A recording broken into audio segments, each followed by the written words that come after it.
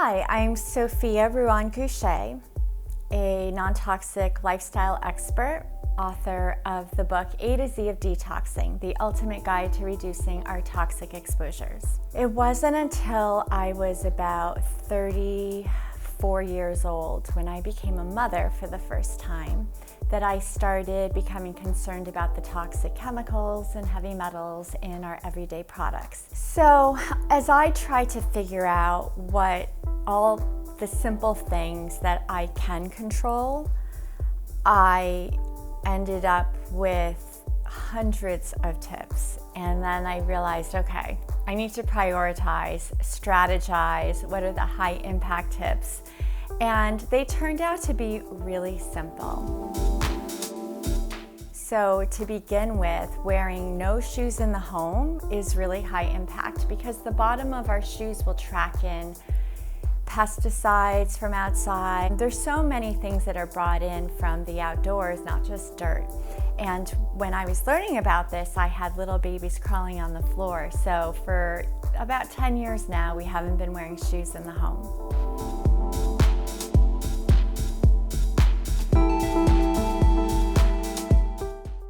At home, we have Technology Home Bases, which organizes the charging of laptops and iPads and iPhones. I'm trying to implement a house rule where most of the time when the technology is not in use, it's charged in the technology home. Out of sight is out of mind. So if people don't see the laptops and iPads lying around, they also don't really think about getting on and trying to negotiate with me on screen time. Carpets are tricky. They collect their reservoir of dust and allergens, and if you have carpet that is wall-to-wall or really large, so it's under heavy furniture, it's really hard to clean properly. So a lot of these chemicals, when outdoors, they break down through the sun and wind and the outdoor elements, but indoors they can't really break down.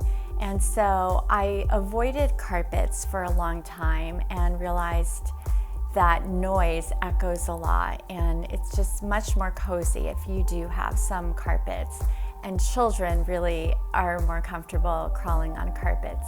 So I got carpet tiles, which I thought was a really great solution because if there's a section that's really dirty, it's easy to bring it outdoors and clean better under the sun and fresh air.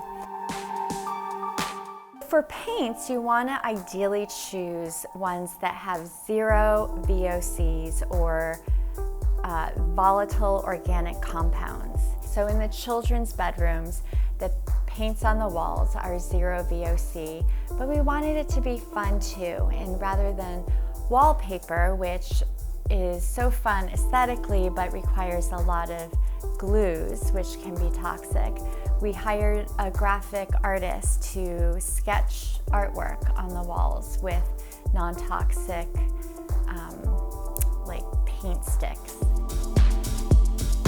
Originally, I bought tons of plants because they help detox the air, but I started to notice that they were really soothing and relaxing just visually, and having to take care of them, I think I have over 60 plants. But it reminds me that I'm a living being also, because as I walk around to check on the dryness of the soil or prune the dead leaves, it pulls me away from my computer where I spend too much time. But it does end up reminding me I need to go out and get some sunlight and fresh air and hydrate. And so it's actually helped force more balance by pulling me away from the computer. It's brought a lot more wellness into my life than just detoxing my home's air. A few years ago, I discovered these beautiful glass water bottles that allow for crystals to be in the bottle to infuse the water. I don't know if it's true, but I started looking into it and I learned that shungite, which is a black rock, has been studied a lot for detoxing water. It's comparable to carbon, which is used in most water filtration systems.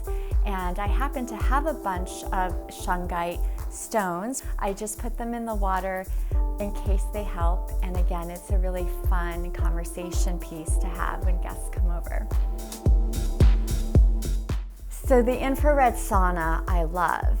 I don't understand why I don't get to enjoy it more than I do, but there are many health claims, including detoxing and helping to soothe inflammation and pain. I notice right away how much it clears my head. If I have brain fog, when I have brain fog, time in the sauna is the best way to clear my head.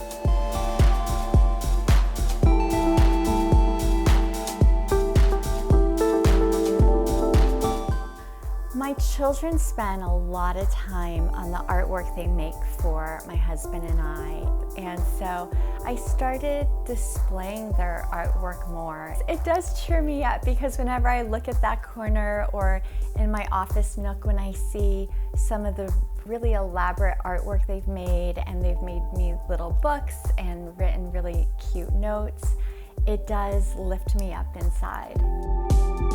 You can follow me on Instagram at Ruan Living and sign up for my newsletter at nontoxicliving.tips. And subscribe to Well+Good's YouTube channel for more episodes of Self-Care Nation.